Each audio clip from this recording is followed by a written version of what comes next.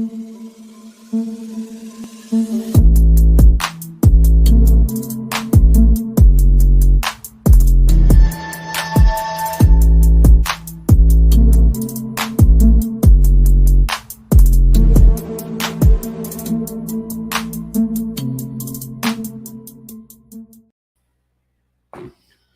what's good? What's good? What's poppin'? It's Saturday, and it's time to get this thing cracking. Wait for some folks to get in here.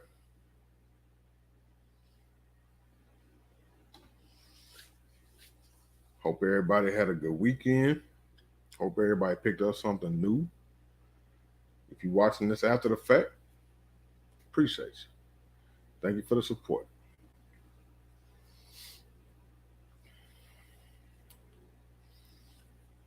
It's cold in here. I got the heat on. So if you see me rubbing my hands, that's what it is. A little chilly. What's happening, Defense Dad? How you doing, my man?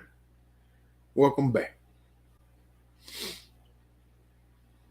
You at work? You're always at work, man. You need to take some time off for yourself. But I know you got to pay the bills.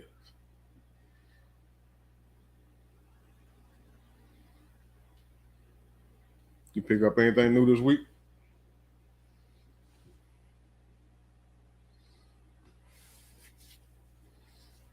What's up, Hot Tub Tony? My square, my brother. What's good with you? Now, you only got an hour left? Oh, you almost done there. That ain't even nothing. You good. What you been up to, Hot Tub? You working today too? I just got off work. Now I'm here with y'all. AK Lover, what's poppin', my man? What's going on, my guy?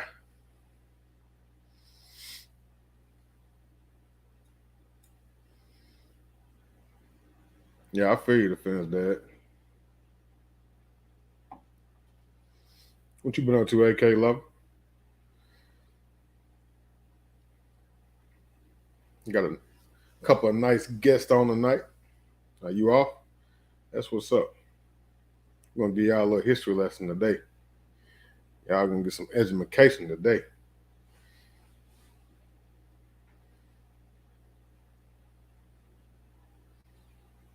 Wait for a few more people to jump in here. What's up, Jason Ewing? How you doing, brother? How you been doing, man? What was you into today?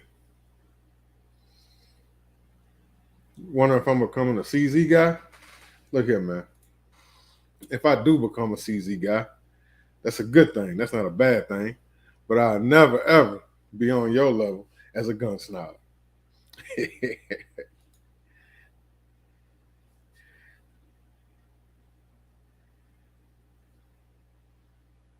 Who else coming in here right now?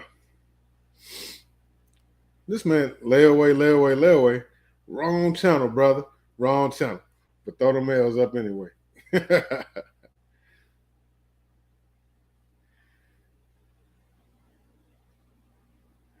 going to go ahead and bring my guest in here. How you doing, Miss Shauna?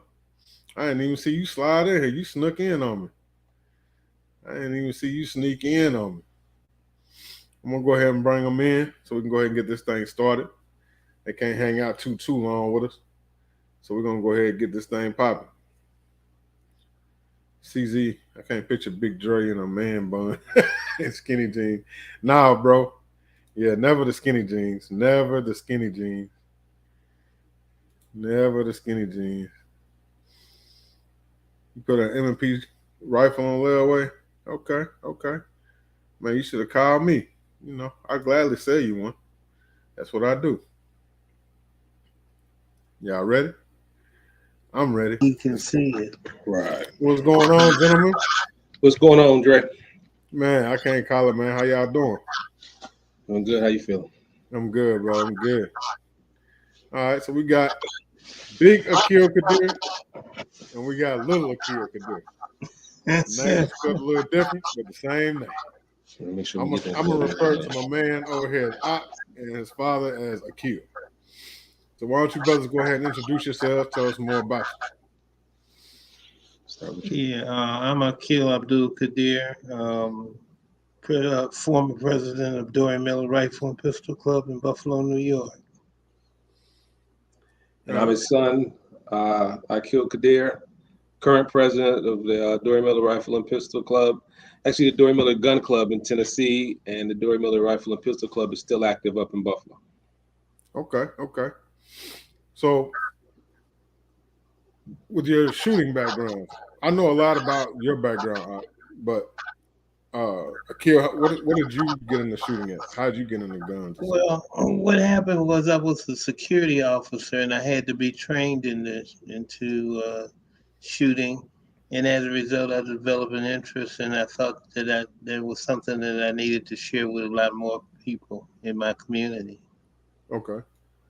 And has it had a big impact on the community? Do you feel that it was impactful? I think so. I think so. We really worked hard to try and have an input, have an impact on the community, especially in light of what was happening, with all of the crime and stuff going on and people getting hurt and shot and not knowing what to do or how to defend them, protect themselves. And we came in and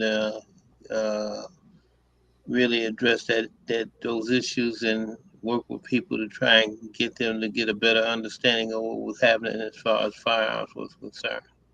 Gotcha. Tell them the story about you said it had to do with Joseph Christopher, 22 caliber killer, right? Oh, at that time, yeah, it was a guy running around. I don't know if you got the news on it down here, but it was a guy called the 22 caliber killer, and he was just going around just killing black folks, shooting them, and they didn't know who or what he was. So a lot of people became, really concerned about their safety and their welfare, and they approached me because they knew I know a little something about firearms, and they said, well, maybe you can help me to get a better understanding of this thing because I don't want to be out here and not have any kind of protection for myself or my family. I mean, that makes sense. I Yeah, mean, big sense. everybody Yeah. wants to be safe. Now, during that time period, around what year was that? Was all that going on? Off the top of my head, I'm saying that was roughly about 78, 79. Okay. Yeah. So we was all And what young I bucks do, then. We were What'd you say? young bucks then. One more time. I said we were young bucks then. oh, Oh yeah. yeah, yeah, most definitely, definitely. But what it was, it took a minute for the club to catch on, okay, because people were kind of, they were kind of, how can I say, Reticent, reticent, scared, scared, didn't apprehensive. and apprehensive, and we tried to work with people to let them know that there wasn't any need for that, and that if you have a firearm in the house, there's certain precautions you have to take just to make sure that your family is safe and not in danger. And that was upon you. You had a tremendous responsibility in seeing that firearm was put up and it was in a safe place and only certain people had access to it. Right. Now, do you feel that people in our community as black people were more receptive to it, definitely more than the white communities were? As time went on, our community became more receptive. Okay, as things start unfolding, like for instance, during the 22 caliber killer, after things kind of died down and he was apprehended and arrested and all of that, then folks kind of fell back into that same mode of thinking. Okay, well, I'm all right, I'll be okay, and I was trying to tell them that that's not the case. You know what I'm saying? That you have a responsibility, you and your family, to make sure that you have something to protect yourself and to protect your family. And that you can't rely upon police all the time for your protection because Right. when you dial 911, it's going to take them a minute to be there. And by that time, some could seriously have even happened to you or your family members. So you have the responsibility yourself to take care of yourself and to protect yourself. Gotcha. Now, did y'all have any help from local law enforcement going, through the process of getting the club going? No, we didn't. We were how can I say? We had some police officers in our club, Okay. okay, which made the world a difference, okay, because they could see the value of what we were talking about and what we were teaching, and as a result, other police members knew of their membership in the club, and therefore we didn't have anything as far as any static. Matter of fact, they were very receptive to us, and we we had the Erie County District Attorney come and speak, and he was one of our speakers because we would have meetings twice a month. Okay. One would be the club meeting, to take care of club business, and the other would be going to the range doing some shooting. I got a schedule here just to give you an idea. I don't know if you could see it or not, but I'm gonna give it to Akil, and maybe he can hold it up and show you that this is what we used to. Can you see that? Yes, sir. I can see it. Yeah, and that that Okay. that just kind of displays what we were having in terms of our meetings, the date, the time, because we will be meeting at the public library now. Okay, Okay. and at first we had some static from the people in the library who were anti-gun, but then we also had somebody who was working with the Erie County. Uh, no, the Erie County Public Executive. Okay, Okay. and he talked to the people at the library and explained to them that we wasn't any threat to anybody, and that we were going to be people who were going to be how can I say, safety conscious, and they didn't have to worry about us coming in there with guns or anything, except the police officers, and that's their duty and responsibility to make sure that they in a position to protect themselves as well as others at all times. So it was an experience to say the least in terms of explaining to people and getting them to understand who we were and what we were about. And as soon as people found that out, they became more receptive to us. And after Trump, uh, when the election, then we really had a had a how can I say an explosion as far as membership was concerned, because people became more concerned because they could see what Trump was about, and Gotcha. understanding that they didn't want to catch themselves out there without anything. They thought it was best that they learned a little something about shooting and firearms. Now, y'all from New York. So was Trump Buffalo, New York. he said There's, make that there's, clear. Distinction, Buffalo, yeah. New York. there's a It's big. important. It's important distinction there, right? So was Trump the same way that y'all, as far back as y'all can remember, that he is now? Oh yeah, oh yeah, oh yeah.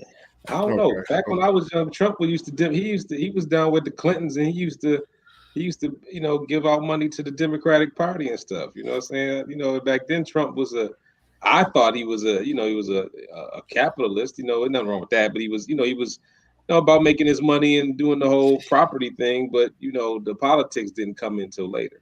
And that's my remembering. Right. Gotcha. And we viewed him as being a shyster, and understanding that he was a shyster, we knew what we had to do as a people. That we know we couldn't depend upon him as far as our issues and our concern is that we had to, most of the time go around him to try and get what it was that we wanted or what we felt as though we needed as a community. Gotcha.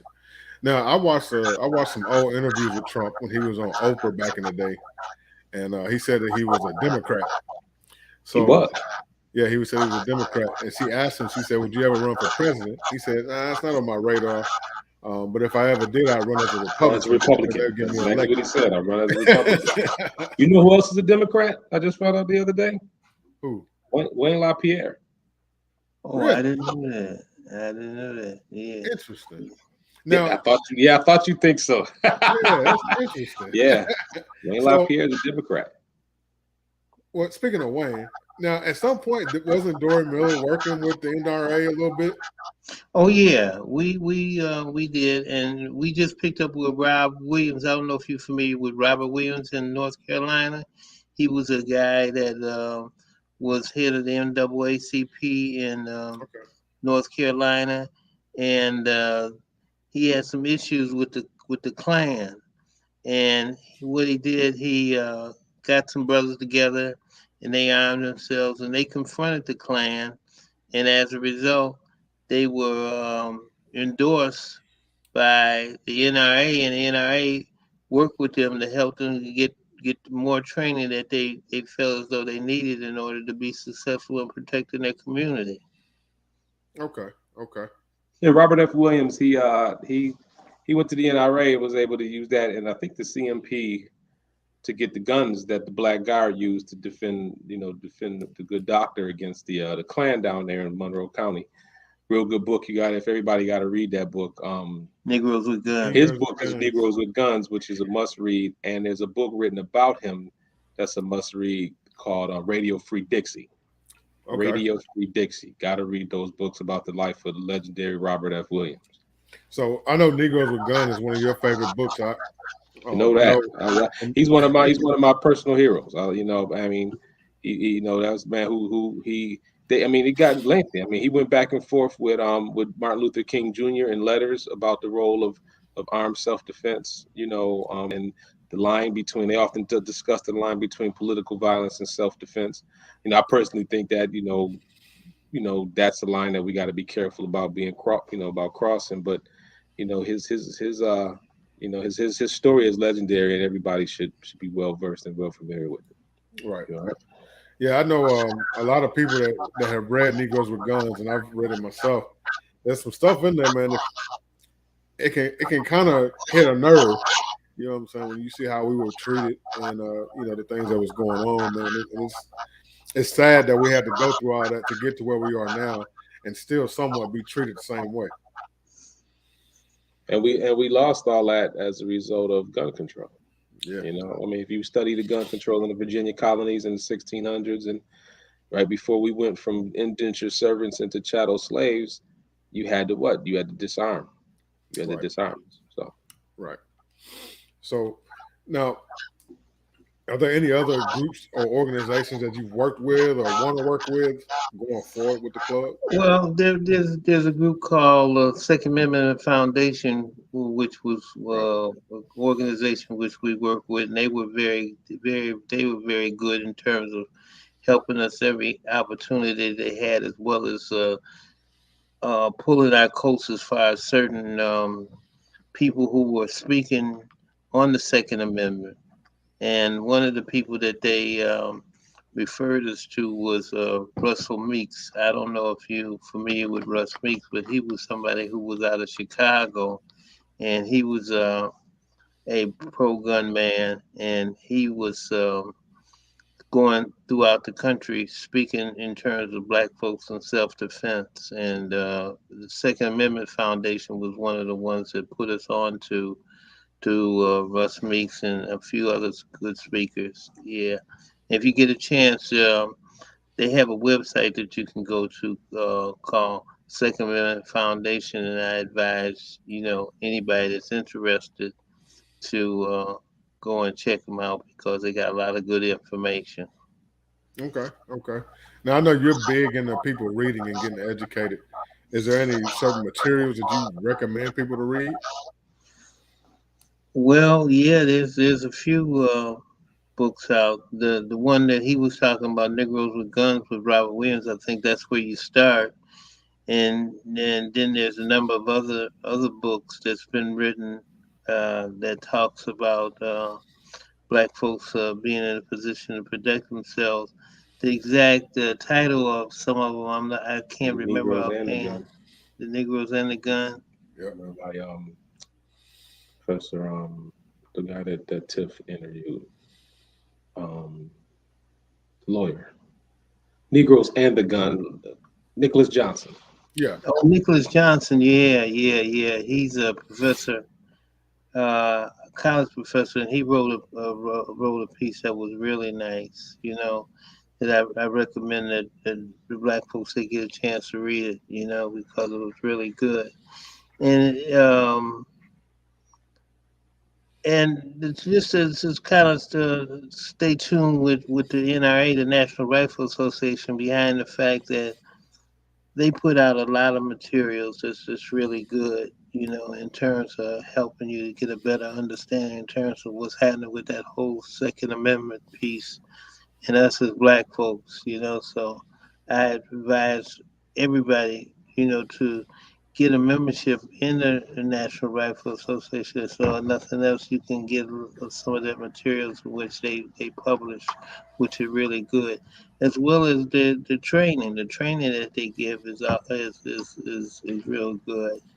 The handgun carry course is real good, from what I understand, and the other one we used to teach was basic pistol because they didn't have a handgun carry course when I was teaching at the time. But the basic pistol course was a good course. It really got you uh, educated in terms of what was actually really happening with the firearms. I think that anybody that thinks about purchasing or buying or owning a firearm, I think they should get a membership in the National Rifle Association. It's not that much. I think maybe $25 a month at the most. At $25 a year, I think at the most. Now, what about some of the other organizations out there, the GOA, Gun Owners of America, and Second Yeah, Amendment Foundation? they're good. They're really good. Now, do you I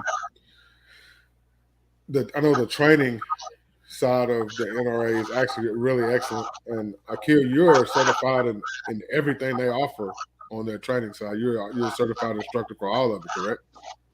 Not everything. Like I don't do metallic cartridge reloading yet. Some of the other stuff, but and understand something. The NRA training division is the oldest side of the NRA. Right. The Institute of Legislative Action just came about a couple decades ago. That's the part that Wayne LaPierre and most of them are a part of, and that's the part that gets into the political aspects of it. But the oldest part of the NRA is the training division, and it's literally a separate company, and gets its funding strictly from the training aspects of it. Doesn't get involved in the politics or the conservative side politics and all that type of stuff. And it's actually the one that was started by Union generals after the Civil War. You know what I'm saying? To be and was part of the radical Republican movement that helped free us from slavery, and has always allowed black people to be a part of it, and even before the suffrage movement allowed women to be a part of it. Okay. A lot of people don't know that, and so they was a little different. Politics was a little different when he was younger, and that was the only option. When I was younger, when he was doing it, it was the only option. Now there's other options like NAGA and things like that out there to get involved in. But back when he was doing it, that was pretty much all they had. And you remember, he coming off the heels of the NRA helping Robert Williams, what I'm Right. saying, Right. doing what they was doing. So things change, Right. but what his point is still good, that you know as far as supporting the Second Amendment, whether you like them or not, they still the biggest game in the country. And if we Right. if we don't if they don't get it done, then it might not get done, because right now, I also work with a lot of those other organizations, and I train for them too, right?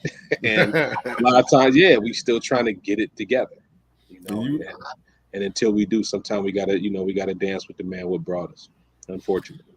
yeah, I know you work with a lot of organizations, and you write material for some groups that will remain nameless.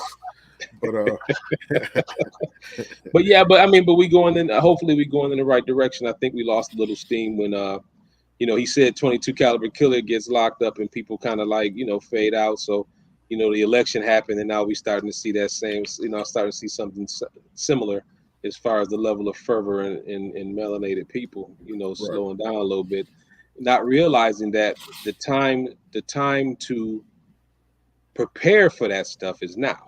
Mm-hmm. Mm-hmm. Time to prepare for the next Trump is now. You know what I'm saying? The Right. time to prepare for the next Joseph Christopher is now. You know what I'm saying?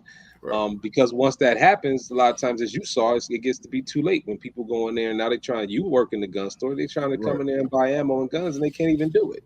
Right. Now's the time to get ready. You know what I'm saying? So if you stay ready, you don't have to get ready, and that's what we Exactly. try to get people to do. And So ammo dry up. Me and him ain't worried about it. I'm not worried Guns about it dry either. up. Me and him ain't worried about it. You know what I'm saying? In fact, people got to come see us, and the price changes now. You know what I'm saying? The market is different. You know what I'm saying? And so, but he taught me that when I was young, man. He's like, you get ammo if you ain't got food. That's right.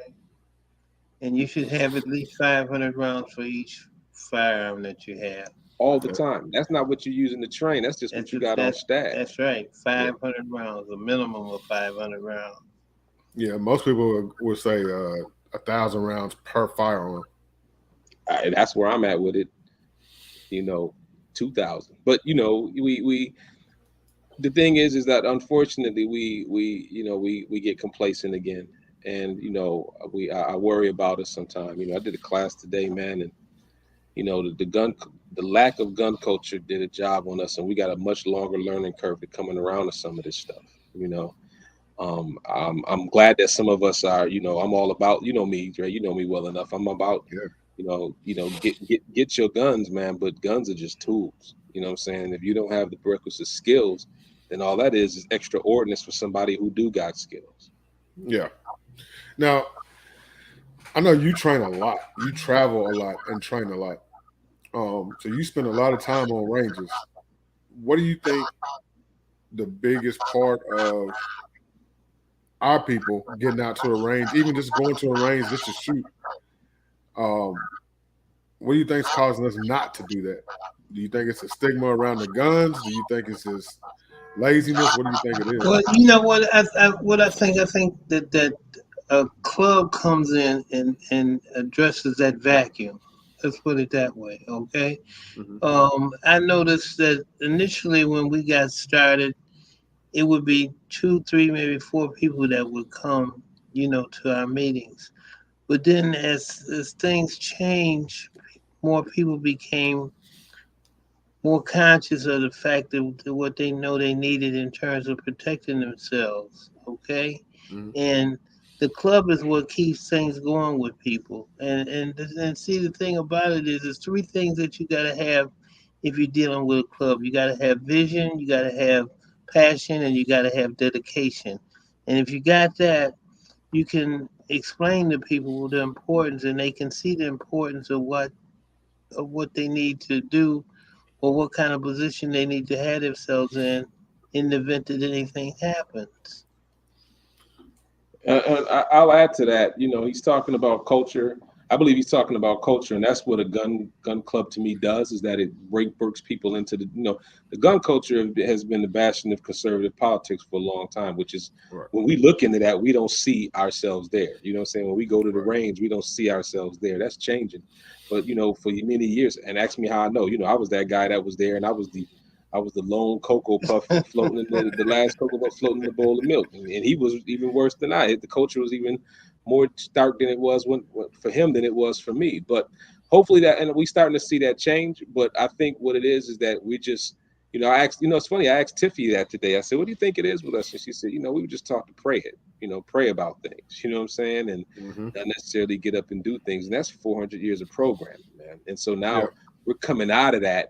To go, you know what, we can self-determine here, but we still nervous, and we nervous that people don't accept us for that, or that the police are going to get us for doing that, or we're going to get in trouble for doing that kind of thing. And so, I think it takes, hopefully over the years, these things take time, and I'm hoping Right. that, things like what you're doing here and what other people are doing is going to get more and more people to get out and try it and find out, oh yeah, this is actually okay. And the dominant culture also knows that they need us to keep this Second Amendment thing alive, because Right. we are the poster children for gun control. And so they as more and more of us starting to see the other side of it, you're going to find more and more of us not necessarily just voting Democratic across the board just because that's the only option we got, but actually looking at the politics and seeing, okay, I like this, but I don't like that. So hopefully that's we'll see some change. I do, like you said, I do a lot of shooting, but fortunately I am starting to see, for a long time it was just him, just me, a few other cats, but now I'm starting to see more and more people coming and doing it. So it's good. It's getting good. Like I'm showing up to classes, man, and his brother's there, and it's and training to a higher level. It used to be us. Right. We just get the permit and that was it. But now we're getting cats that, it's hard for me to explain to people, I do classes. We shoot 1,000 rounds in a weekend. Back when you could afford to do that. But now you got cats that's actually looking at it and going, what? And I'm showing up and there's other brothers there. You know what I'm saying? Who I don't know. It used to be if somebody was there, I knew him. And so now I'm very happy about that. Yeah, I know you go out and you do a lot of AR courses and shotgun courses and stuff like that. And you stay in the streets doing some training. And Yeah, that's because big up you on that. I had to, because when I, because growing up with him, man, he used to teach a lot of cops how to shoot. See, Buffalo Police Department was found guilty in federal court of deliberately not hiring minorities. And then when they would get them on, they got court ordered to hire minorities. When they would come on, they would wash out in the firearms. You know what I'm saying? They couldn't, because we don't have that culture. We can't shoot. You know what I'm saying? So Right. they were, not a police qualification course of fire. I'm not talking about going out in the field or going to a range and just plinking. If you're just shooting for fun, that's plinking. You know what I'm saying? But if you actually shooting scored, timed courses of fire, you know what I'm saying, where you got to, draw, engage a target at different, anatomically relevant hits at different distances, and then, get the gun back into a secure holster again. We was washing out on that. And so he went and he was teaching a lot of brothers how to do that. And so when I got on the police force years later, man, cats had love for me because I would come to them. I remember sitting in the car with dude to being my partner for a while. I was like, yo, man, where'd you learn how to shoot? He said, man, Dory Miller. I didn't even know him. You know what I'm saying? I mean, he was in my father's gun club to learn. There was cats on the force that they learned. And so try to take it to another level with that, man. I started going out and getting my own training after realizing that I needed to get better. And when I got there, I was one against the only brother there, and I'm watching these other cats doing stuff with guns I knew we wasn't doing. Right. Holding skills I knew we didn't have. You know what I'm saying? And so my goal was all right. Let me take my pops and took it to this level. Let me take it to the next level and bring that back. Back out here to the quarters. And see what we Right. can all raise the bar and what our expectations are. Not just owning them, but actually being able to use them. With some level of performance and Now proficiency. I know that Akil, you got into teaching people early in life, because I seen a picture of him standing there with a shotgun or a rifle with a bunch of kids around him, and I was like, wait a minute. Yeah. That was when I first met him. I was Oh, 14 okay. years old, man. Yeah. Yeah. And that picture, he started me when I was 12. Yeah, yeah. I felt as though he would be a good peer teacher for them. Somebody of their age group would be teaching them, and they would be a lot more intensive as opposed to somebody like myself. And they could relate to him a lot better than they could relate to me. So, I started him off very early, teaching, no, you're gonna teach these young kids how to shoot, and that was his job, you know. The old heads I dealt with, and the youth he would deal with, basically, So you does it know. make you proud when you see him now and see all of his Oh accomplishments? yeah, it does, cause he's carrying it on. He's he taking it to the next level, and that's what it's supposed to be about, and he can reach people that normally I wouldn't be able to reach. Okay, behind his age and his youthfulness, and they would more or less like be more encouraged to listen to what he has to say as opposed to what I had to say. Right. Now, do you think back when you first started Dory Miller and you were coming up, building the club, you were educating people, did you ever have any people outside of our community and that weren't melanated come to you and say, "Hey, I'd like to train with you guys"? Oh Did you get yeah, that? yeah, yeah, yeah. No, we would train anybody, and anybody could belong to the club. Okay, it didn't make no difference in terms of what nationality or whatever. The thing about it, if you had an interest in shooting, then we would work with you. And it was one guy that was with us. He said, he worked for the Federal Reserve Bank, and he was an instructor. And the thing about it was, there was a Caucasian guy that came, and he wanted to be taught. And he was a friend of a guy that I work with, another security officer. I said, sure, tell him to come on. So he came to the course, and he learned up under the guy. But the black guy stepped to me and said, I don't like training white folks. And I said, well, you do it on your job, so what's the big issue with this? But we would train anybody that had an interest and wanted to improve their skills or develop some skills with the firearm. You were welcome. We had an open house. Right. So somebody was saying I got a lot of feedback coming from a microphone, and the feedback is coming. They've got the speaker turned up on that side so he can hear me a little bit better. Yeah, we sorry about that. We tried to turn it down, but Pop's ears don't work like they used to anymore. So. Yeah, like a whole lot of other things. Oh man, that's all those years of shooting without ear pro, brother. That's all it is. That's old school right there, man. Yeah, ain't no ear pro. Just go out and shoot. So now you ended up taking training to the next level, and you opened up Citizen Safety Academy. As a matter of fact, you were in the process of opening it when I met you.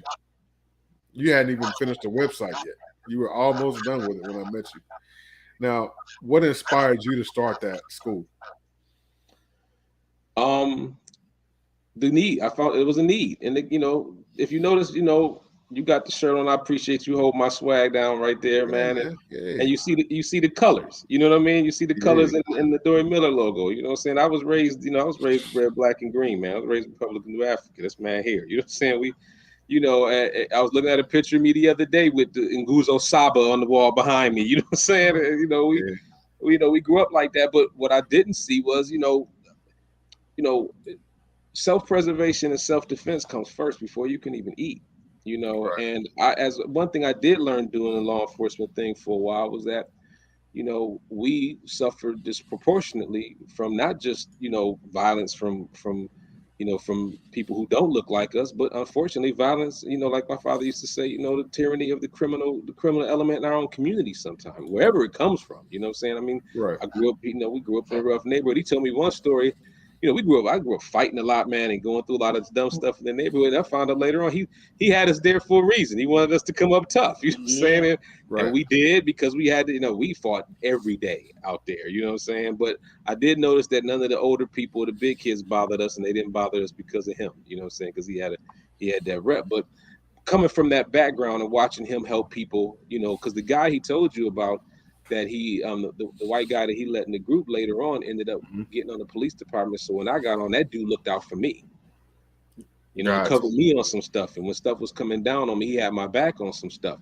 And so when actually he had my back when some other people who looked like me was coming after me on some stuff. You know what I'm saying? And so when I got out, I decided that my lifelong mission was going to be to continue what he was doing, which was to educate, make sure that we give responsibly armed any type of progressive or good get people of any nature, but geared specifically towards us. You know what I'm saying? So I will teach, the door is open for anybody, but there's certain people that we going out to get. You know what I'm saying? Right. The ones we going out to get are us, because we we love our community, we love our people, and and nothing. When I was a police officer, man, I realized that the most victimized and the most victimized person demographic that I dealt with was Black women. Right. And so my personal thing was to go out and give every single one of them teeth. You know what I'm saying? So that they could defend themselves, and sometimes fill in the gaps where we didn't sometimes stand up and do what we were supposed to do, which is why, the other version of my logo has what? It has look like a grown up with two kids. Unfortunately, that's a representation of what? Like if you look the ITI on the logo on your shirt, that's an unfortunate representation of what's going on as far as the Black family. Right. You know what I'm saying? And so I dealt with, being the police officer, helping out a lot of single black women. You know what I mean? And so I said, you know what? I'm gonna make sure that anybody who wants to be able to defend themselves, especially people who look like my mama, look like my wife, look like my sisters. I want to make sure that my daughters make sure that they're able to defend themselves. And my man said it right here. Education has no color. And give it to and not only that, not only give them what they need. I wanted to be able to give them the best. I wanted to be able to teach anybody. You know what I'm saying? I wanted to take my skills and the education level to whatever level it would. So I consider myself going and bringing it back. And teaching whoever could benefit from it. But like I said, in a way that we could digest it, and the way that would bring us close, because a lot of times we look and we don't see us there, and so we'd be like, man, I ain't even going, I don't want to deal with that. Because the first time I went to TDI, man, in 98, 99, Mm-hmm. I told my friends, man, Ice-T's, Surviving the Game had just come out, right? Because I'm telling these dudes, I'm like, yo, I'm about to go on down here to East Bethany, Ohio, middle of nowhere, Ohio, to go get some tactical training, man. And my boys was like, crazy? You going where to do what? You know what I'm saying? And then when I came back, I was like, listen, man, they rocking down there. We need to go down there and get this information. You know what I'm saying? And one of my dudes, big ass skier, may Allah have mercy on him, man. He came down there with me, man, and came back a couple times, and we just tried to bring it back to the community. So, has Citizen Safety Academy reached your expectations to this point, and where do you see it going from here? I mean, it's doing well. I mean, at this point, I'm trying to get, the actual academy portion to get, I want a brick and mortar. I want a place where people can come. So we're working on that, and hopefully, we'll get something like that going up soon.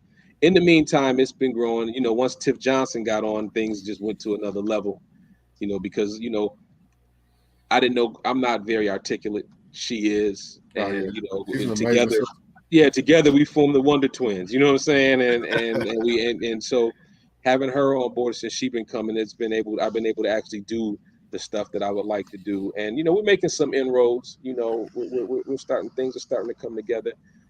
But we sky's the limit. And we just want to. What we're doing now is, our focus now is instructor development, more gateway instructor development type stuff. You know what I'm saying? So that how do you teach what the gun industry would call the non-traditional student? Mm-hmm. How do you bring it to people who don't believe that that's their right? You know what I'm saying? Or they're afraid, or they they think that they're not sure, because when they look, they don't see themselves being represented at all.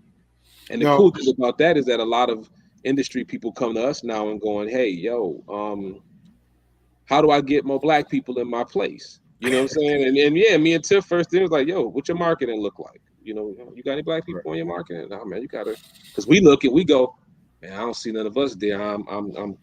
I'm good, and so we want to change that. Like, I love what Adam is doing over there at On Target, man. Coming there, y'all, got all kinds of, he actually doing his part to some extent to reach out, because what the last management was like in that place. Oh yeah, for sure. Yeah. So, with Adam, since he's taking over On Target, he's younger, so he doesn't have that color separation in his heart. Right. You know what I'm saying? So he's so he definitely does his part as far as like bridging that gap a little bit. He does, man. And I got love for the dude for what he's doing over there. And I mean it. Like, I'm trying to, I told him, he was like, yo, I'm about to open up this other spot, man, where you train there. I was like, yeah, I'll teach there. I said, more important, I'm trying to make it a destination for him. I'm going to bring people nationwide there, and bring, so he can get his, because, once he get his money, that means he'll let us do other things too. You know what I'm saying? And ain't no hating it for me. That, Right. I think that we can all eat off of this. You know what I'm saying? I don't hate on other instructors. We can all, there's 300 million people that need to be trained. Every instructor out there could train 100 people a day. And by the time they got finished doing that 20 years later, it's a whole nother generation of people that need to be taught. Right. And that's a good thing, man. And a lot of people don't, especially our people, they look at it as, they get into the gun, they getting their carry permits, exercising their Second Amendment right. But technically, it wasn't designed for us. It was designed for them to protect themselves against us and from us, and could keep us in control and in check. Right. But Yeah. we just happened to get put in a position to where when we got our rights as people, we were able to take advantage of it. Justice Taney said that the Second Amendment didn't apply to us because if it did, you know, that we weren't people. And you know, it was Brown versus Board, not Brown versus Board, Plessy versus Ferguson. Because if we were people, then we would have Second Amendment rights. The Second Amendment didn't apply to us to the 14th Amendment. Right. You know, and when you think about it, a friend of mine explained it like this. He was like, the militia, the army was to fight enemies foreign. Maybe, you know, the militia was to keep down insurrections. Right. And the insurrections they were worried about was from the slaves and the Native Americans. You know what I'm saying? And so, no, the Second Amendment was what we were thought about in the Second Amendment was quelling us and keeping us in our place, more or less. You know, and especially after Haiti.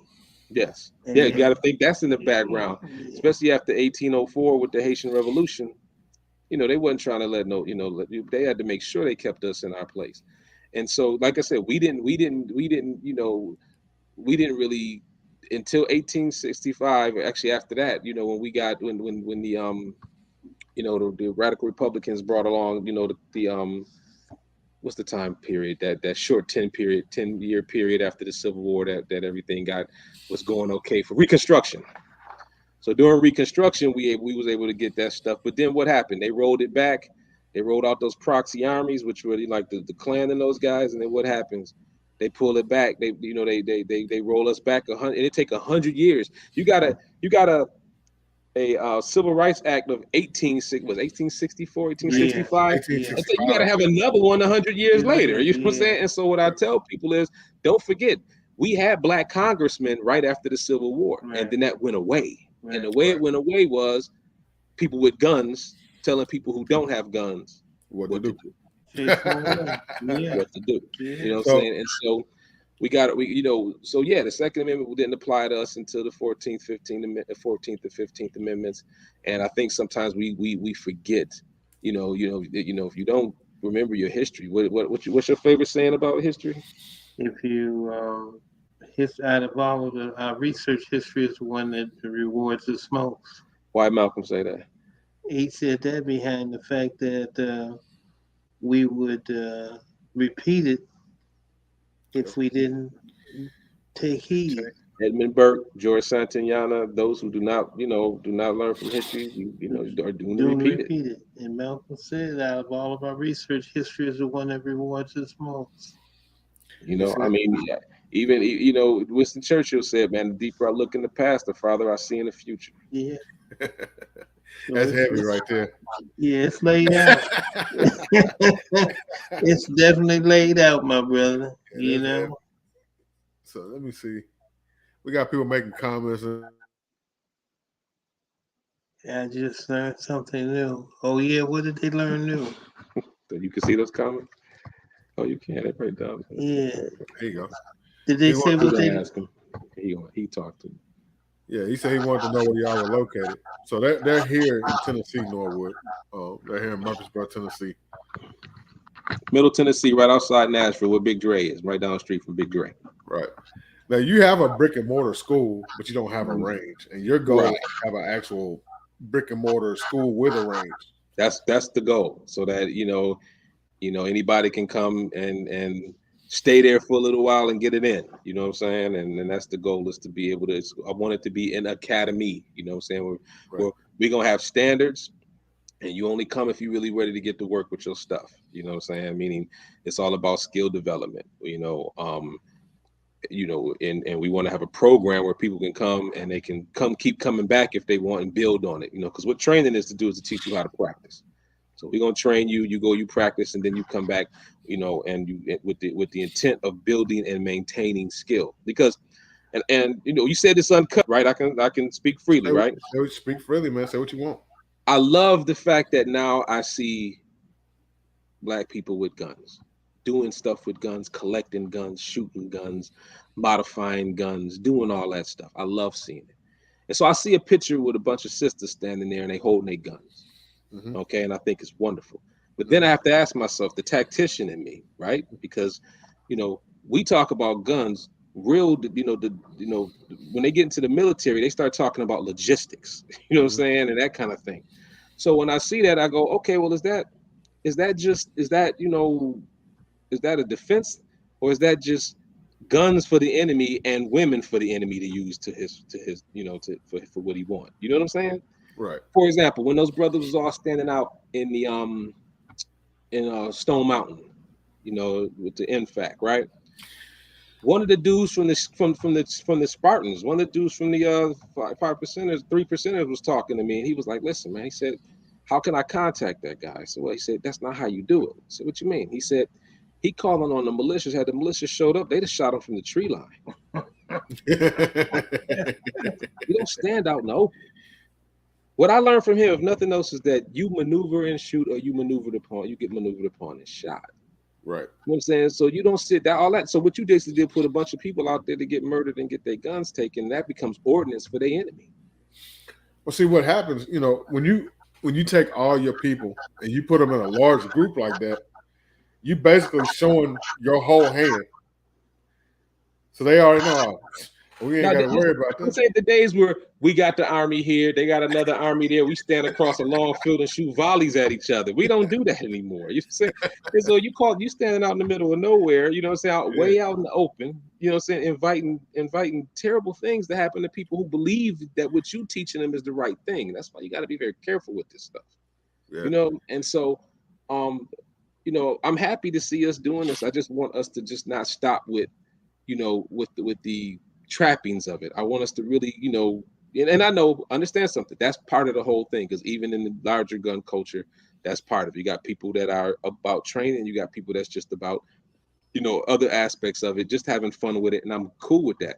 But I'll tell people, you should be able to get yourself, if nothing else, just a base level of skill, kind of skill you got, what I'm saying, where that, you can hit what you need to hit defensively to protect yourself from the criminal element, what I'm saying, whatever crime is being, violent crime is being perpetrated on you, that you can put a stop to that as soon as possible, and that takes a little bit of work. And more than anybody else, that skills are what? They're perishable, man. And if you don't maintain them, You lose them. and if you got to push them to a high level so that they fall down above what you need to survive. Right. And that takes work. Yeah. And And unfortunately, people don't want to do work. I don't have a lot of the training that you have. And Dory Miller was a big part of, what I was wanting to do training wise. But unfortunately, I had so much going on personally. I had to step back for a minute, but I will be back active. Oh, we got that seat. We got that. We holding that seat for you. Oh yeah, I feel you. I appreciate you. Yeah, I'm coming back soon. But yeah, I had a lot going on, and Akil knows. There was a point where I went through some serious stuff in my life, and I had to step away from the firearm side of things for a minute. And I came back in. He's the man. Yeah, that's the man. Yeah, that's the man. You'll get somebody right now. There's one thing that I tell people about, and that's your favorite drill that you always. It's something that you live by, really. 5, 5, 5. 5 rounds, 5 yards, 5 seconds. 5 had 5. Put together by G.R.A.V.I.T.E.E, codified to some extent. What Claude Warner did was he added the 5 times. It's 5 shots into a 5-inch circle at 5 yards within 5 seconds. Mm-hmm. That's G.R.A.V.I.T.E.'s version. Then Claude Warner added, you should be able to do it 5 times to show that you can do it on demand. What it is I consider a basic level of proficiency. When Gila wrote about it, she said that this is what you should be able to do to show that a handgun fits you. What I came along with what Warner said was this is a basic level of marksmanship or gun handling that somebody should be able to do with their gun. Why a 5-inch circle is about the size of a fist, and we want fist-sized groups in training so that they don't go outside of that 8-inch circle that we need to put them in under stress if we're shooting under stress. Mm-hmm. And so when I first learned about it and I talked to him about it, I was like, Seems pretty easy. You know what I'm saying? Everybody should be able to do that, right? He said, "No, I think this is about the level of a bachelor's degree." I said, "A bachelor's degree, man, that's more like a GED." You know what I'm saying? Then I started running people through it, right? And I was like, "Dang!" So then I got to the point, okay, maybe it's a high school degree, diploma with honors, you know. Then I said, okay, maybe it's an associate's degree. You know and unfortunately, I find a lot of people can't do it. You're shooting it from the low ready, all right? So the 5-inch circle, we use a BA bullseye, you know, the BA center. And we roll it out. And I got people who have done extensive, what they call tactical training. But I don't care what all your tactical training is. If you can't hit the target quickly, on demand, under stress, without missing, it don't do you any good, right? All the maneuvering don't do good if you don't ultimately then hit the target. And so I've been running people through it, and a lot of people can't do it. It blows my mind all the time. I'm like, man, and a certain organization hired me to put their stuff together. I ran 35 instructors through it. 3 could do it from the low ready. That's not even including doing it from the draw. For me, Dre, we gonna be doing it from the draw. You got to come out your holster and be able to do that, right? And what I tell people is that's what we call a standard. You got to set standards. Okay, how good is good enough? What should you be able to do with this gun so that you know that you can protect you and your family with it? It ain't nothing just to have it. You got to be able to do something with it, all right? And I'm not saying you got to go out there and do nothing crazy tactical. All you got to do is be able to do what? Get it out from wherever you get it. You got it. Get it on target. Get the relevant hits. Get it down out of your eyesight so you can see what you need to do, and then get it away before the cops get there. Now, black people can't stand there with guns in their hands. You know what I'm saying? Right. So so you got to be able to do those things, and I'm finding that now. The cool thing is my brother Chad King up in shout out to Chad King with the Black Bottom Gun Club up in Detroit, man. He just posted. I'm not a big IG dude. I got to get better about it, but he just posted on IG. Him running the 5.5, and the cool thing was he didn't filter it. It showed that he didn't, he actually didn't do it, but he tried and he got close. And then Big Unc Austin down there in Charlotte, big shout to Big Unc Austin down in Charlotte, Charlotte doing his thing down there. He showed it, so I'm gonna get up there probably tomorrow and I'm gonna shoot it. And if I pass it, and shame on me if I don't, if I hold it as a standard. But if I don't, then I'm gonna show it unfiltered and I'm gonna post it out there. And I'm trying to get people to get out there and start so that we got not just, we always want to hold our gun collectors. We love them. We always want to go our people who build them. We love them. But we also need to get the side of the house. We need to grow the side of the African-American gun community. We need to grow the side of the house that is also into what? Performance shooting of the gun. All right. Or, standard shooting of the gun. Right. Now, so y'all understand, when you train with Ock, he takes it to a whole nother level. So when I first got around, we was talking or whatever. He was telling me all this stuff. They have what you call a proof day. So I decided I'm gonna go out here and shoot with him at proof day. I'm like, I shoot all right. I'll be all right. Man, I have never been so embarrassed in my life. I hear you, bro. I hear you. I was like, oh my God. But you showed up, man. And you listen, you went out on your shield. That's all you could do. You know what I'm saying? You gave as good as you got. And that's all you could do. But the cool thing is you knew where you were, you knew what you had to work on, you know what I'm saying? That kind of thing. And what proof day is, a lot of times we ask, can you shoot? Everybody say, yeah. I don't know no dude that got his gun say, no, I can't shoot. All men are great shooters, great drivers, and great lovers, right? We are, everybody, right? We just born like that, right? So when I say, can you shoot? They go, yeah. So let's prove it. And that's where proof day come in. You know what I'm saying? So we get together and the goal is to have a good time. And I'm going to tell you the coolest thing about proof day is that, Dre, like you said, don't nothing work on people like their ego. Mm-mm. We could throw money up there. We can throw accolades up there. The biggest deal is that especially with black people, because we play the dozens all day long anyway. Yeah. We cracking and ribbing and everything. and if you show up and you can't even, and it's hard. The hardest thing is get up there and deal with how your ego might feel if you don't do as well as you thought you should do. So I'm gonna put him on Front Street right now because I got love for my man Big Marv, right? Shout out to Big Marv. Shout out to Big Marv Smart, who was an excellent gunman who can shoot his butt off. Yeah, but that one year, Jeanette kind of edged him a little bit on a couple of those joints, man. And I felt for the dude, but you can't help him out. I gotta let him go through that on his own. You know what I'm saying? But the cool thing is he came out the other side of it better. You know what I'm saying? So the whole thing is you just got to keep showing up, and you just got to keep. So that's another thing that we're gonna get going. In fact, I'm gonna do another proof day, and we'll do another proof day. And I'm gonna try to make it like a semi-annual thing. And eventually, when CSA gets, hopefully, it's brick and mortar to be something that, it'll be like the tactical invitational that Tom Gibbons and them used to do. You know what I'm saying? Where people would come and they would, show up and they would go through and, you would try to win it. You know what I'm saying? And people would place and things like that. I want to get something like that going again. The one thing Proof Day taught me, and not only showed me what I needed to work on, but it also, I had never shot under stress until that point. So when you're sitting there, you're like, okay, I got to do this many shots, reload, or clear malfunction. You got to hit this target this way, and you only got like 5 seconds to go from the holster, get all this done. Dude, when you add that stress in there, it's like, oh, crap. And you just watch this dude in front of you nail it. You're like, oh, man, come on, let me get this. Come on, guy, give me this one. You know what I'm saying? That's like when we was at a Dory Miller meeting one night. And your man, we was doing the 5-5, doing it from the low ready. And he looks at me, he's like, you should be doing this from the draw. And, he was had his little chest pumped out. And so Tiffy was like, if you're going to teach it, you got to be able to do it yourself. He got up there and he shit the bed on it. And I was like, oh! Which will make you practice more than anything else. Your ego, you know what I'm saying? If you know that's coming, and that's why a lot of dudes don't show up. You know what I'm saying? Because they hearts fail on them at that last minute.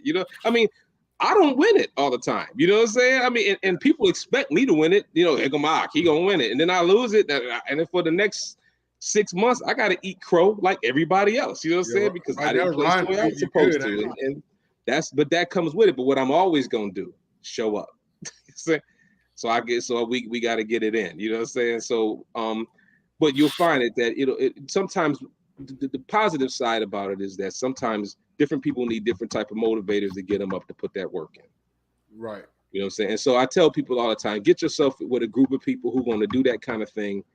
Get who are going to get out there and push you so that you can push yourself to get better. Because if you, and one of my favorite sayings is, if you're the baddest man in the room, you need a new room. Yeah, that makes sense. It's time to go to keep going and elevating. So if you've gotten to a point to where you can't go and elevate no more from the people around, just time to get with some new people. Time to go to, and then go to that room, get better, and then come back to your people and bring them back up with you. Yep. Man, that's what I'm talking about.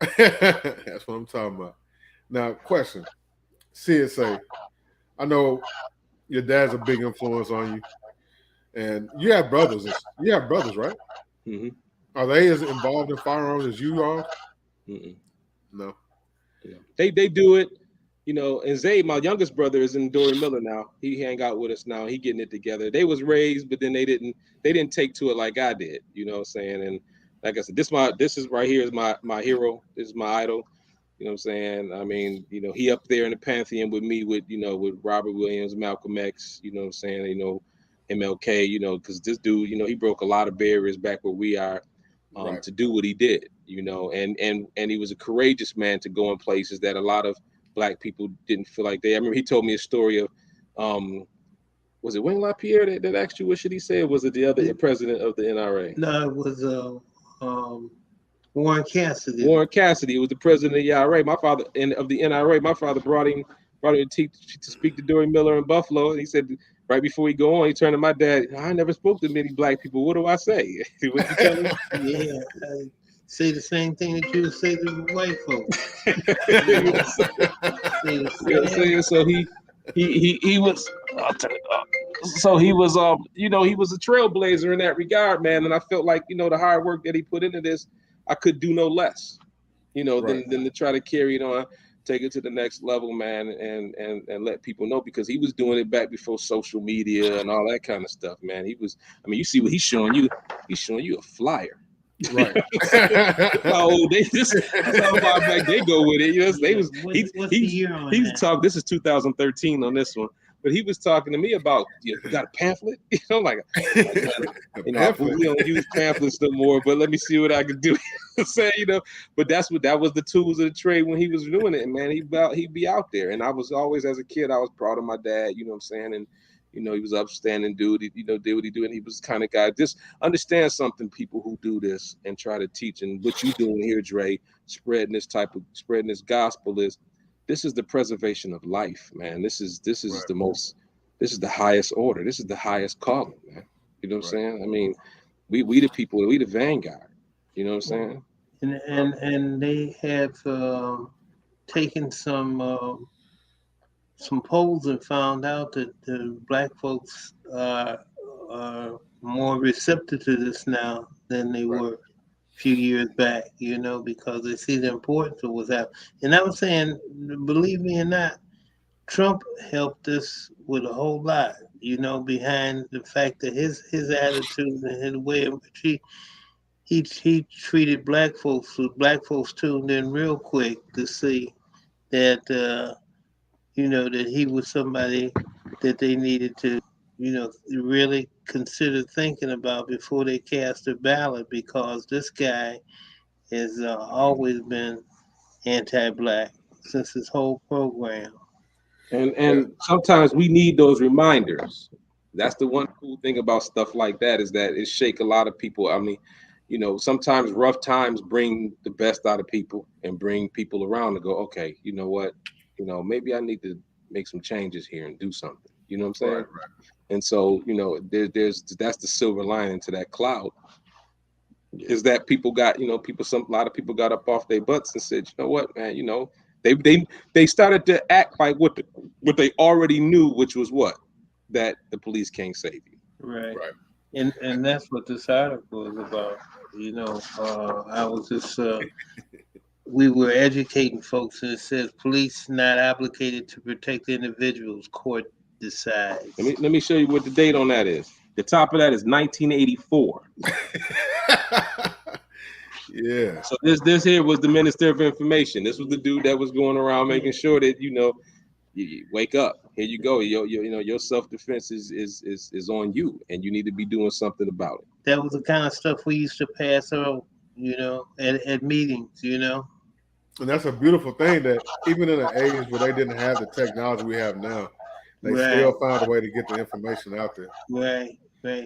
And like I say, initially when we started out, we had maybe 3 or 4 people who were sincere and dedicated, who could see it and appreciate the value of what we was talking about.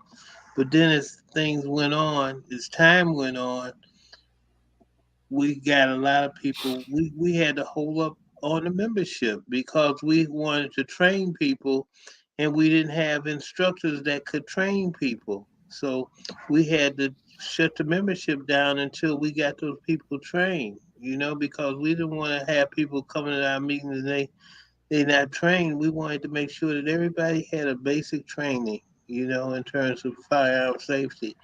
Right. And we didn't have that, so we just had to shut the membership down. But then the membership had grown and grown and grown, and it was. I tell you, I was getting calls from all over the country, you know, in terms of people who were interested in what we were doing and tried to see if they could do it in their town. Yeah, that's a good thing.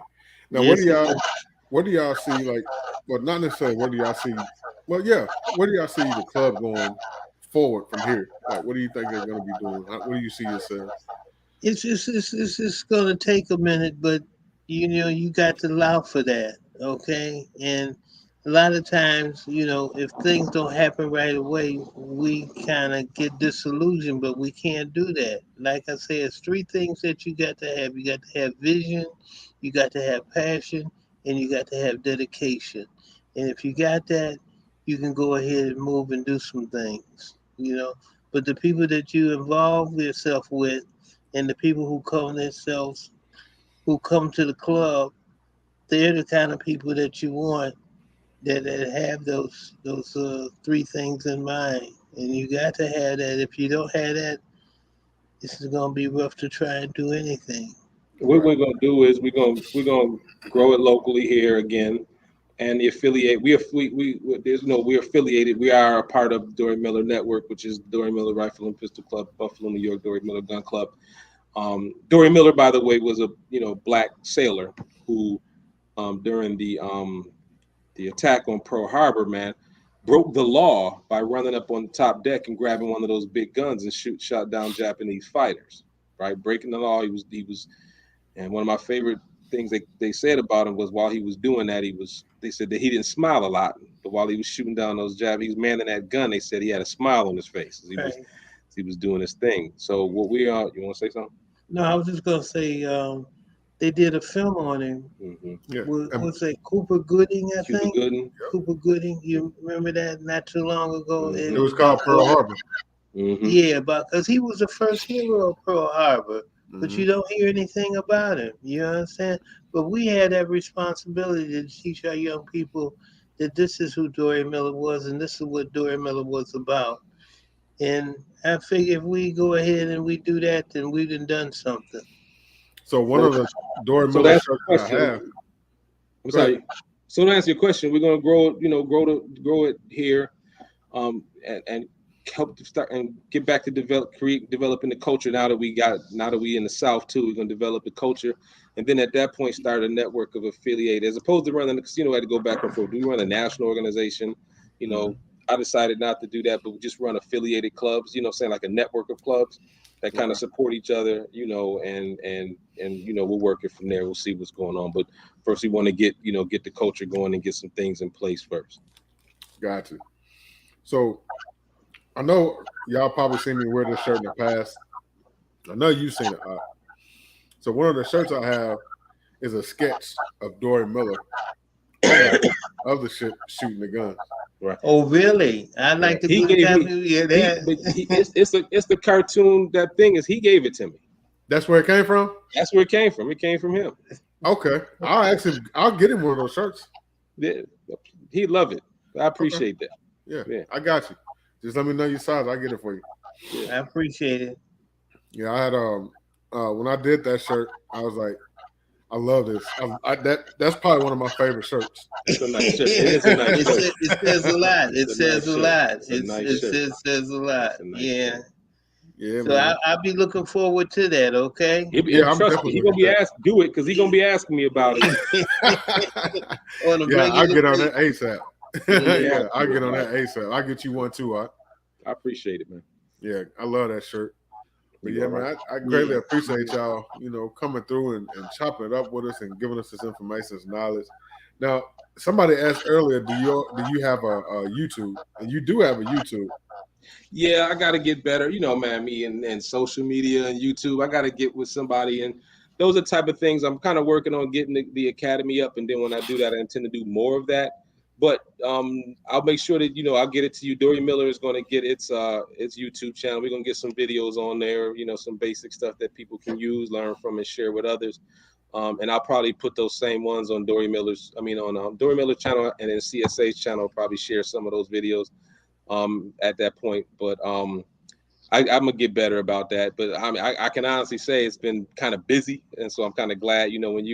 When you run a small business, you kind of got to eat when the eating is good, because you never know when the rain gonna stop and the crop's gonna dry up. So when it's time to graze, you kind of graze as full as you can. So, but we do hope to get some stuff out, and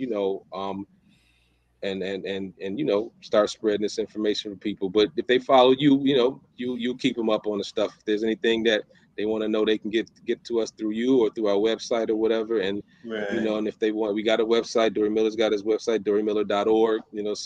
Citizensafety.com is for CSA. And you know how we are. If anybody needs anything that we can help out with, we'll be happy to. Be more than willing. Oh yeah, I already know, man. And and that's important to have people like that in the club that's willing to help out. Because if you're trying to build an organization like that, you've got to reach out to the community. You've got to give back. You got to be willing to help out. You do. So we just wanted to kind of let that kernel of the inner circle kind of gel a little bit before we kind of just because I've watched in other organizations and they got some serious growing pains as a result of You've seen some implode right in front of your face, man. I'm trying to avoid that because sometimes, you know, you can grow a little too big, too quick. You know what I'm saying? So like he said, you know, I'm not worried about it. You know what I'm saying? One thing I can count on is it's gonna get rough. You know what I'm saying? I'm not worried about that. You know what I'm saying? This here, man, is this is a growth industry in different ways. You know what I'm saying? It's hard to make it in because it's not something that people see a value in all the time. But, you know, as things, I have no doubt in my mind that things like it was scary in 2020 and scary in 2021, you know what I'm saying? It'll be scary again. And it'll be sooner than it was the last time. So it's just a matter for me right now getting things in place so that we can do more for more people going on in the future. Have y'all been keeping up with all the stuff they're trying to push through as far as gun control and stuff like that? He's been on it. You know, it's a little different with me in Tennessee than it was in him and for him in New York. He keeps up on it. I keep up on it. But up in New York, they was fighting tooth and nail because it's New York State. Right. So they was a lot of the stuff they were doing was more like ours is more training. Theirs back then was more legislative because, you know, we got, you know, being Tennessee, being a red state, the Tennessee Firearms Association is they dead serious about kicking doors down on and fighting on the 2A thing. So we keep an eye with them, and I do meet with them, and occasionally I'll go talk to them. Like they've had me at their monthly meetings sometime giving talks about, you know, Black community and guns and things like that. And you know, so I've got, you know, like the dude who's the Rutherford County chairman. You know, I work with him. In fact, he came to the first proof day. Good dude. And you know, so we hook up with them, you know, and keep our eye on things going nationwide, watching what Biden doing and things like that, you know. So, because like I said, a lot of times, you know, we as Black people run into issues with, you know, gun control being couched in the Democratic Party, you know, and you know, wanting to support, you know, pro 2A stuff without supporting all of the rest of the stuff that comes with the cold conservative political wing. That's something that we just, you know, we get caught up in. But unfortunately, we have to educate ourselves on that stuff, because if not, a lot of times stuff gets pushed on us that we think works for us, and it doesn't necessarily. For example, remember, it was the Black Congressional Caucus that supported those cocaine sentencing laws that sent a lot of mine and your friends to prison. You know what I'm saying? For long periods of time, you hitting them with 10 years, you know, for that much crack. You know what I'm saying? That much crack. You know what I'm saying? And so we have to be careful what gets pushed on us, you know, and you know, keep our eye on the 2A thing. But I found that just as much as it is a national fight, it really is a local fight too. It really is. You know, and he was a part of Scope. He was a part of, you know, a lot of the organizations. In fact, he was a good friend of Joe Totaro, who was a very progressive man, and missed that guy. He was a really good guy, and he was very much about minorities and Black people being armed. And he was second behind Alan Gottlieb. He was the second in command in the Second Amendment Foundation, and he was a Democrat. Okay. Well, there are pro 2A Democrats, and then there you got, and that's growing. That's nice that movement is finally growing too. But where we are is 2A. Me and him, 2A above all else. You know what I'm saying? Yeah. You know, we'll deal with all the other stuff, but the most important things is to me, the firearm is the hedge between us and tyranny. All right, tyranny of the criminal nature, tyranny of governments, tyranny of you know, fringe movements, tyranny of anything. You know what I'm saying? You cannot let your firearms go. You can't. Nah. I don't care what happens. I'm not letting it go. I don't care if gun control is wrapped up in whatever flowery. I don't care if you wrap gun control up in red, black, and green. I can't do it, because right after that comes tyranny. You know, and that started way back in the Virginia colony, and it's been something we literally have been fighting. He told me stories, man, about what his grandma would tell you about what the Klan would do when they came through the house back in the South, man. You know what I'm saying? And the first thing he did, the first thing they asked for. Well, they went through with guns. Where the guns? Where the guns? Where the guns at? Because once they take your guns, then you can't defend yourself. Right. And I was just reading about that not too long ago. I forget which book it was, but it was where they talked about that's the first thing that they looked up for was the guns, to get the guns out of the hands of the Black people. First thing the Klan did when they rolled up in your house was give us the guns. In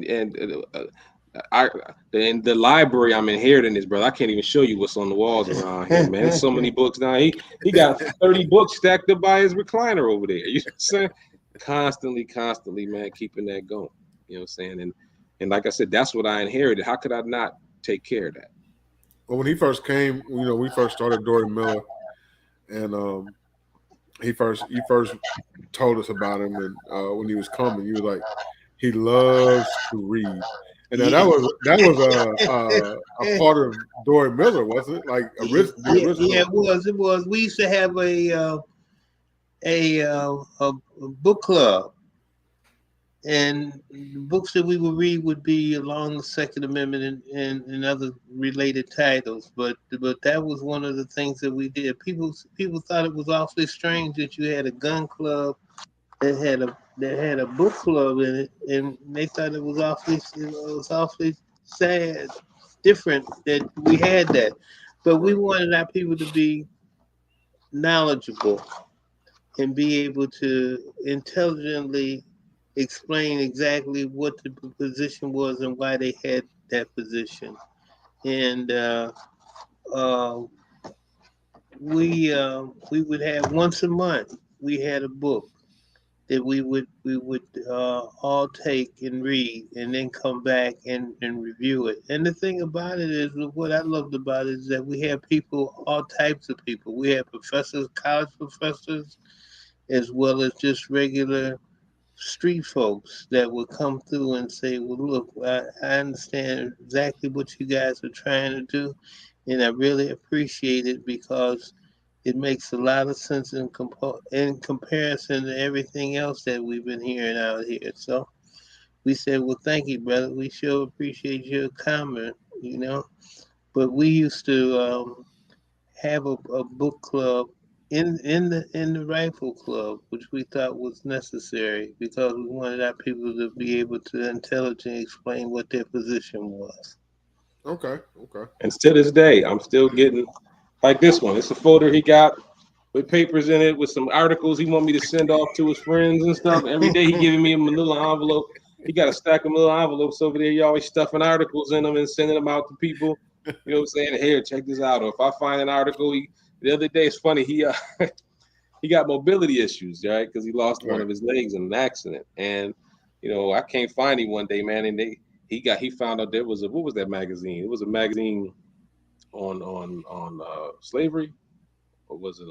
Yeah, it was on slavery. Yeah, man. Slave trade. Slave trade. He went up and he ran out, drove out. I couldn't find him, man.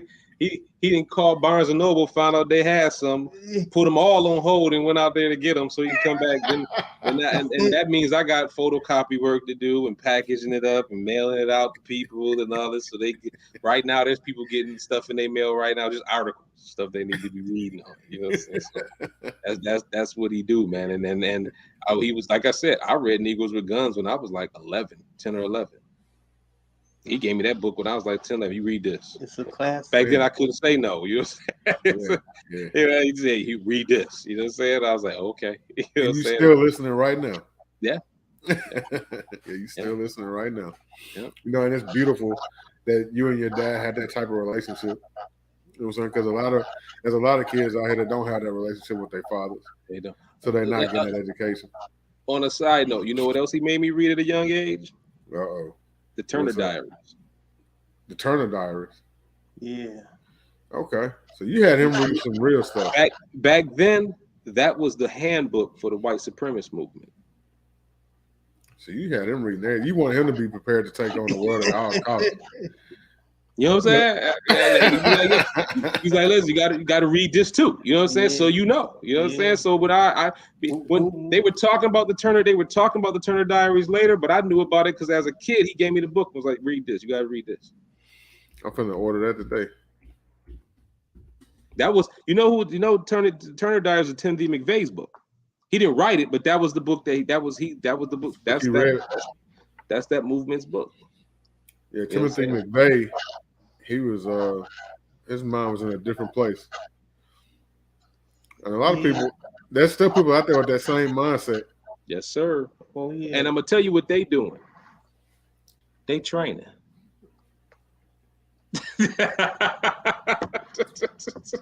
Every day. What you said? You know, I went through a phase. I like to go on Instagram and stuff.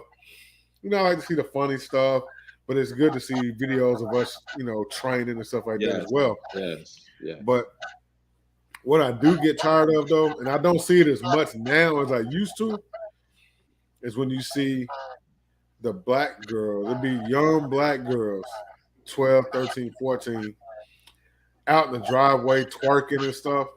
And then that video will flip over to the white girl the same age, and she's out on the range running, doing 3-gun.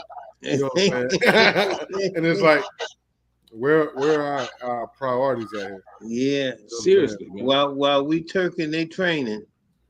Yeah, and my guy said, yes, Turner Diaries. I read that off white supremacy. Yeah. Yeah, that's crazy. So yeah, we gotta. But the cool thing is, hopefully, we getting it together. Hopefully, and start, you know, and like I said again, it's important that we explain that, you know, we Americans, you know, we support the Constitution, you know what I'm saying, and the rule of law, and you know, and abiding by the law and doing the right thing, what you're supposed to do, you know, but there are elements in this country that don't like you for whatever reason, and right now you want to be at least be as prepared as they are. That's all. You want to be more prepared. I agree, you know what I'm saying, but at the least, you know what I'm saying, at least, you know, you want to take that thing very seriously, because I find the cognitive dissonance of us pretty stark sometimes when we afraid of the police, but we need them. Do we really need them though? Because, well, you know what I'm saying, and I mean, is we act like we do, meaning we're not taking care of our own community sometimes. You know, you know what I'm saying. But even with that, you know, when you think about it, when you call the police, by the time the police get there, situation's over. Right. All they're doing is doing some paperwork. You can do that yourself. So do we really need it? Right. So what I'm saying is that, but we don't think like that. That's my point. You know what I'm saying? We don't think like that. You know what I'm saying? As a people, you know what I'm saying? We don't think like that. You know what I'm saying? We not, you know, fixing our own issues in our own communities and stuff like that. You know what I'm saying? Right. We not making sure. You know what the gangs are doing in LA? They making sure they people on the police force. Yeah. Now, you know I will say this: the Black Panthers, the new Black Panthers. I interviewed one of the generals, Adriel LeBeau, when I first started doing this a couple years ago, and I'm going to have him back on. But there's one thing he does that I thought was amazing. Him and his chapter still go out and do neighborhood walks, neighborhood patrols. Thank you. And when you do that, people call the chapter before they even call the police. Or you remember how it used to be? There was parts of town that with the Nation of Islam control stuff, man, where you didn't bother nobody. Right. Because it wasn't even so much you was concerned about the police, you was concerned about the brothers rolling on you. Right. You know what I'm saying? And so my point is that we making the same point, is that that's the cognitive dissonance. You know what I'm saying? Is that, you know, you hate them, but you still call them. You know what I'm saying? And things like that. And because we're not controlling, we're not taking care of our own communities. Yeah. We dependent upon them. You know what I'm saying? If we do what we're supposed to do, we don't need them. Like you said, we don't need them to come around here. And what we need to do, one thing, the reason why, so you know, he'll tell you, I didn't want to be a police officer. He had to convince me to do it. And the way he said it was the community needs it. Community needs somebody like you in there. That's right. So that somebody else don't show up.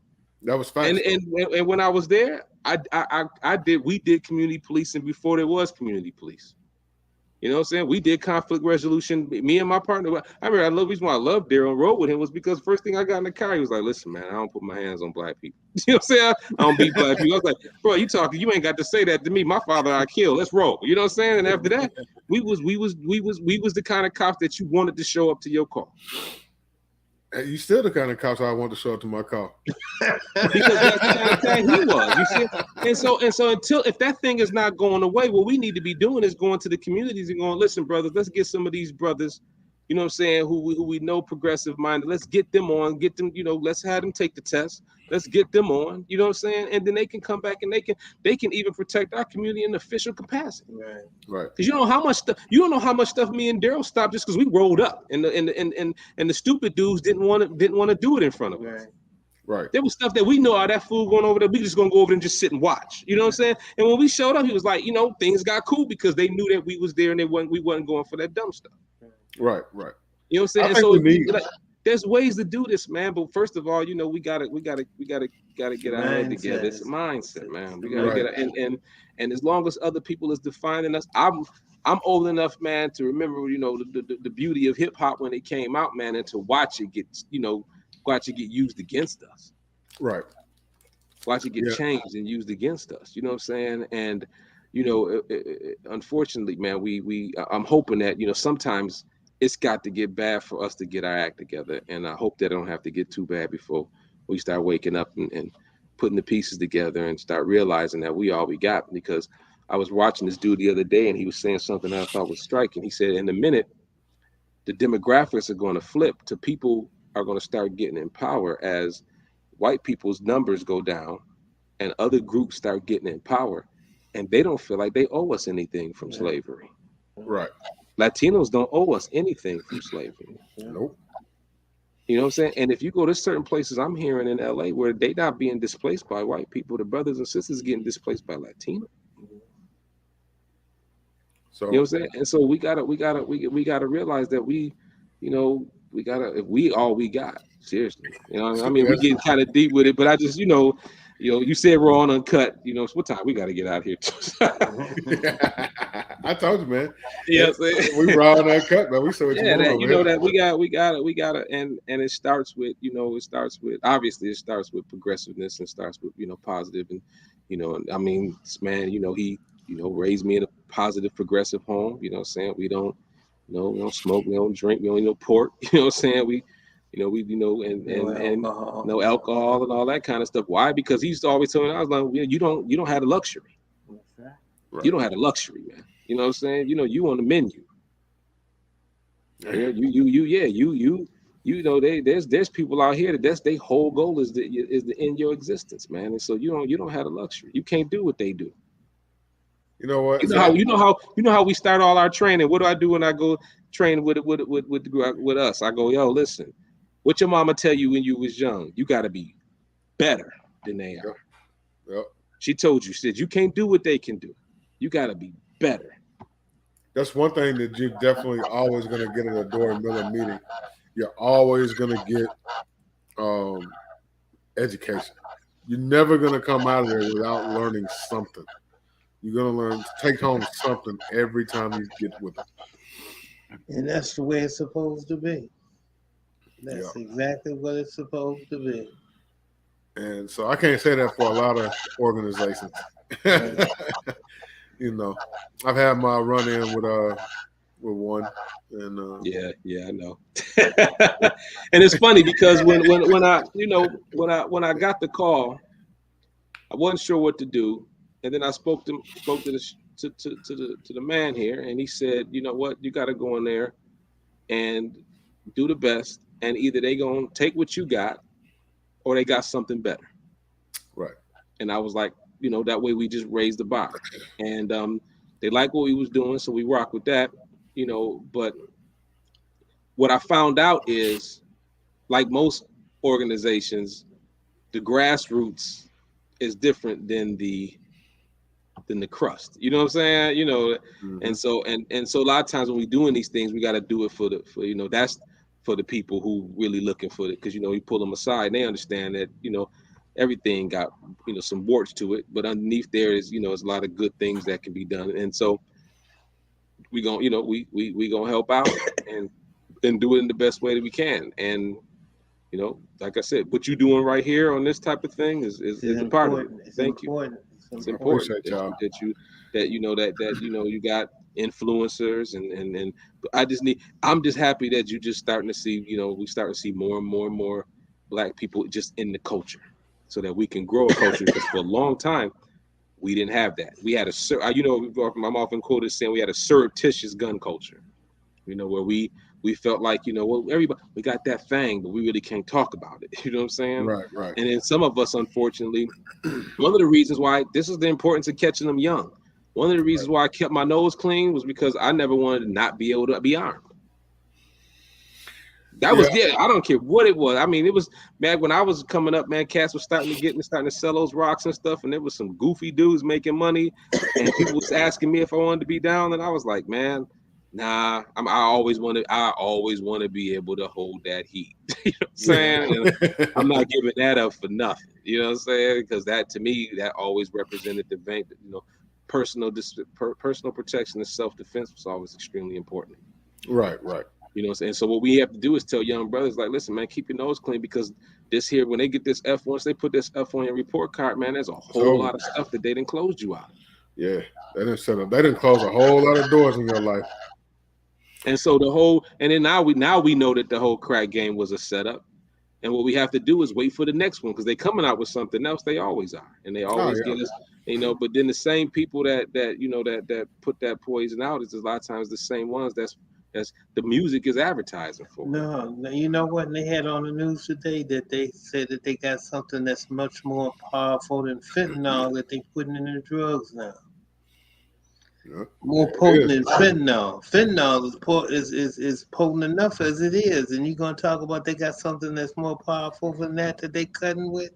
Man, if they can keep our youth brain dead and distracted, they'll never be able to see what's going on right in front of them. That's right. And they think generational. You know what I'm saying? You know, they think generational. You know, meanwhile, you know, the Latin community having babies up the wazoo. Yep. So you go 2 generations down, and now we not growing. We still this 13% of the population. Meanwhile, other communities are growing like crazy. Mm-hmm. You know what I'm saying? And so we once again, because we getting caught up, you know. So that was the whole idea, is to keep us the minority at all costs. That was the whole plan. You know what I'm saying? So we'll see how it works. You know what I'm saying? We might not be around to see the final results, but you know, I mean, you know, they say end of the world is supposed to be a war between a dragon, an eagle. Oh, really? A bear. Yeah, I'll tell you what. I'm gonna tell you, it's sad when, and I know every generation do this, but it's still sad when I look at the world, and I'll be like, man, I don't want to be my kids, man. You know what I'm saying? It's like, yeah, like this, man. You know, yeah, you know, I don't want to be 20 years old. You know what I'm saying? It's like, man, you know, I'm yeah. So yeah, I feel like kids that are the age I would have been, you know, 20 years ago or 25 years ago, whatever, they're gonna have a big disadvantage by the time they get to our age. Yeah. Yeah, by the time they get to 45. Yeah, if they get there. If they get there. If they get there. They're gonna be all jacked up. They're not gonna have cars, they're not gonna have anything, man. They're gonna be slaves. I think we're gonna eventually be like, you ever seen the Book of Eli? I think that's what we got coming. Yeah. Yeah, they did a movie on that, didn't they? Mm-hmm. Yeah. With Denzel Washington, right? Yeah. Mm-hmm. Right. Okay. I think we got that coming. I think that's coming. Because they're taking God out of everything. They don't want you to know anything about that. They're taking our history out of everything.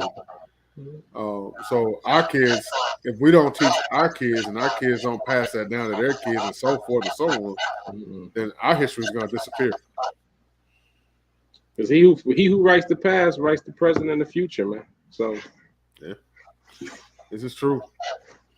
But man, I know y'all got to get out of here. Yeah, we appreciate the time, Big Dre. Thank you for having us on. Coming through. Yeah. Akil, I appreciate you bringing all the knowledge. Yeah. You already know, my brother. I hear you, my brother. I hear you. Yeah, I'm looking forward to doing it again, man. So you just let me know, okay? Oh, definitely. I'd love to have y'all on. There's already been some people saying we need to have y'all back on again.